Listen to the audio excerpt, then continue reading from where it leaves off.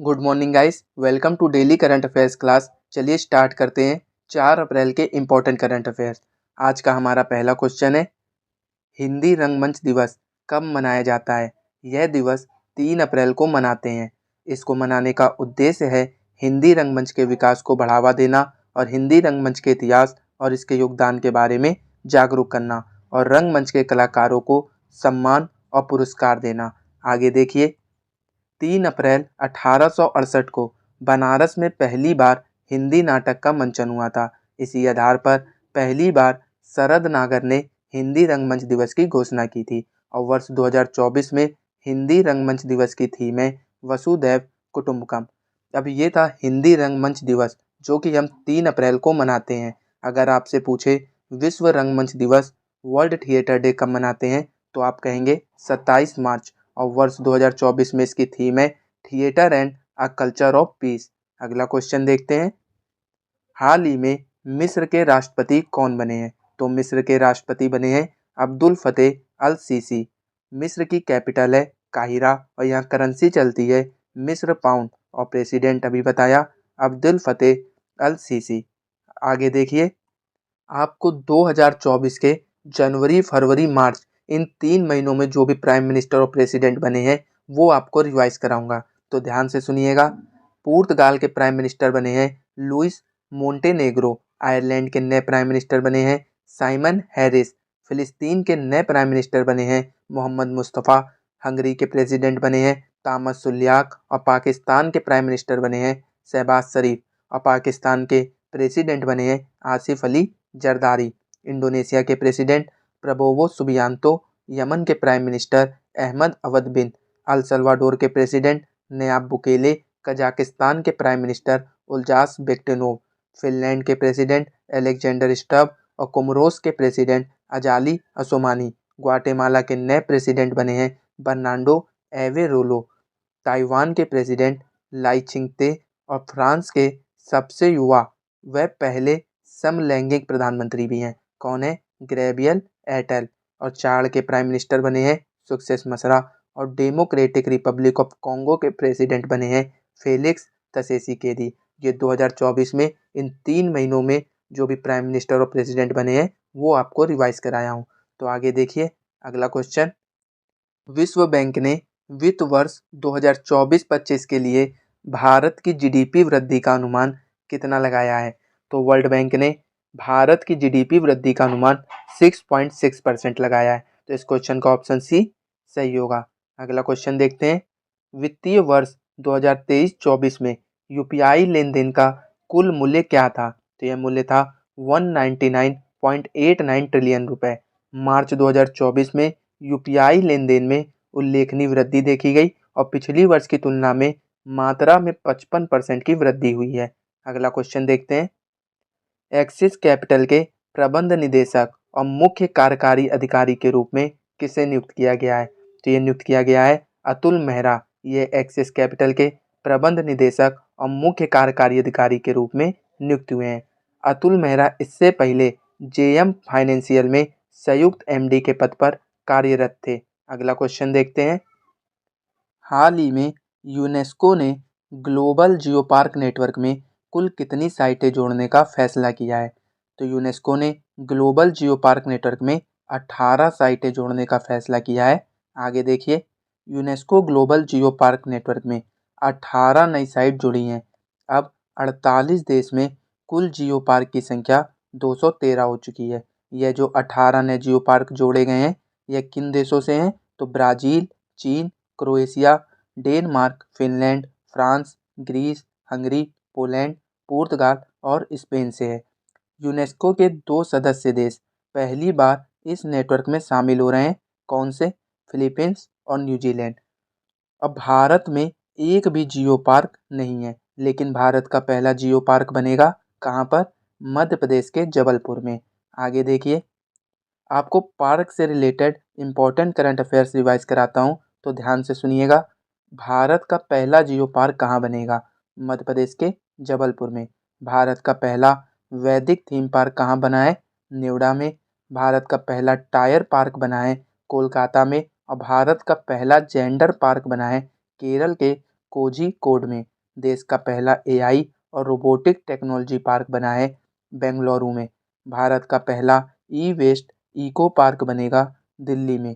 भारत का पहला दिव्यांग पार्क कहाँ पर है? तो मध्य प्रदेश के होशंगाबाद में। आगे देखिए अगला क्वेश्चन, 2024-25 के लिए भारतीय सूक्ष्म लघु एवं मध्यम उद्यम महासंघ के अध्यक्ष के रूप में सर्वसम्मति से किसे चुना गया है? तो FISME के अध्यक्ष बने हैं संदीप जैन। संदीप जैन अध्यक्ष का पद संभालने से पहले federation of Indian micro and small and medium enterprises के उपाध्यक्ष के रूप में कार्य किया है। अगला क्वेश्चन देखते हैं, हाल ही में कहाँ की बांसुरी को जीआई टैग मिला है? तो ये जीआई टैग मिला है उत्तर प्रदेश के पीलीभीत की बांसुरी को। और आपको लास्ट क्लास में बताया था मथुरा के सांची क्राफ्ट को भी जीआई टैग मिला है। अब उत्तर प्रदेश के पास कुल 69 जीआई टैग हैं, जो कि सबसे ज़्यादा हैं, और उत्तर प्रदेश ने तमिलनाडु को पीछे छोड़ दिया है जिसके पास 58 जीआई टैग थे। अगला क्वेश्चन देखते हैं, हाल ही में मालदीव के बाद किस देश में इंडिया आउट अभियान तेज हो गया है? तो ये अभियान चलाया गया है बांग्लादेश में। बांग्लादेश की जो प्राइम मिनिस्टर हैं शेख हसीना, उनकी जो अपोजिशन पार्टी है बांग्लादेश नेशनलिस्ट पार्टी, उसने ये अभियान चलाया है। अब देखिए कुछ पॉइंट्स हैं, इसे देखते हैं। तो बांग्लादेश में 2 दिवसीय नजरुल उत्सव शुरू हुआ है और बांग्लादेश की प्रधानमंत्री ने मुस्लिम देशों के लिए साझा मुद्रा की वकालत की है। खासी स्वतंत्रता सेनानी यू तिरोट सिंह की प्रतिमा का अनावरण ढाका में किया गया। बांग्लादेश ने अंडर-19 एशिया कप खिताब जीता है और भारत और बांग्लादेश की नौसेना ने बोंगो सागर 23 का आयोजन किया। अगला क्वेश्चन देखते हैं, हाल ही में भारत के शीर्ष रैंक वाले शतरंज खिलाड़ी कौन बने हैं? तो ये खिलाड़ी बने हैं अर्जुन एरिगैसी। भारत के युवा शतरंज खिलाड़ी अर्जुन एरिगैसी भारत के शीर्ष रैंक वाले शतरंज खिलाड़ी बन गए हैं। 2756 की मानक रेटिंग के साथ एरिगैसी दुनिया में 9वें स्थान पर हैं। उन्होंने इस मामले में 5 बार के विश्व चैंपियन विश्वनाथन आनंद को पीछे छोड़ा है। अगला क्वेश्चन देखते हैं, हाल ही में कौन कोंकण रेलवे कॉरपोरेशन के नए सीएमडी बने हैं? तो ये सीएमडी बने हैं संतोष कुमार झा। शेफाली सरन ने पीआईबी के प्रधान महानिदेशक के रूप में कार्यभार संभाला है। पीआईबी की फुल फॉर्म है press information bureau. Joy Shridas Verma ने फिक्की महिला संगठन के अध्यक्ष का पदभार संभाला है। एटीएमए के नए अध्यक्ष बने हैं अर्नब बनर्जी। एटीएमए की फुल फॉर्म है agriculture technology management agency. FIH athlete समिति के सह अध्यक्ष बने हैं PR सीजेस। ये इंडियन हॉकी टीम के गोलकीपर हैं। ICC एलीट पैनल में शामिल होने वाले पहले बांग्लादेशी एम्पायर कौन बने हैं? शरफदौला इब्ने साहिद। अगला क्वेश्चन देखते हैं, हाल ही में किस देश के वैज्ञानिकों ने कृत्रिम सूर्य में 100 मिलियन डिग्री सेंटीग्रेड का तापमान 48 सेकंड तक मेंटेन करने का रिकॉर्ड बनाया है? तो ये रिकॉर्ड बनाया है दक्षिण कोरिया ने। अब देखिए कुछ पॉइंट्स हैं।